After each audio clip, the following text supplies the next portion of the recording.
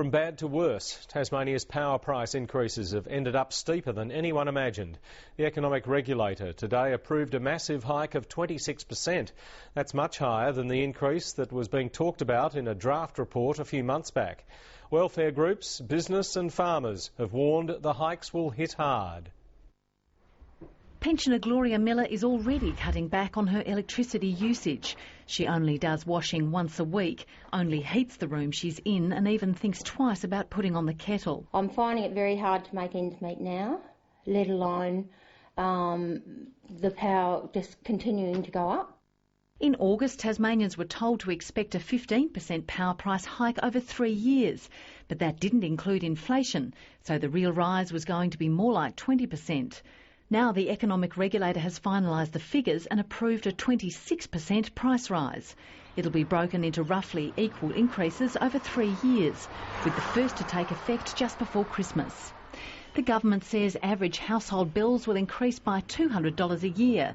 The opposition says that means people will be paying $2,400 a year by 2012. We haven't had any investment nor indeed an energy plan in this state to help keep electricity prices down. The result, we've got the highest in the nation. No one likes the idea of price increases, but the fact is that we do have the most supportive electricity concession system in Australia. But welfare bodies say the government's going to have to do more, including the provision of emergency relief. The main issue is that it isn't affordable now. So, any increase is going to make things difficult.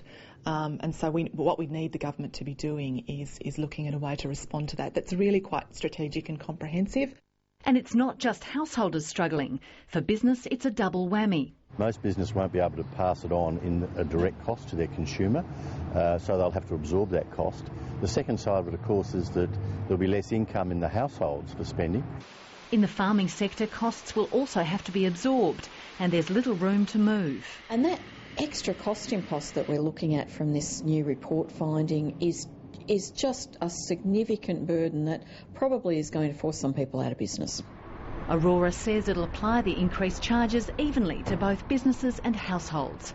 Rebecca Hewitt, ABC News.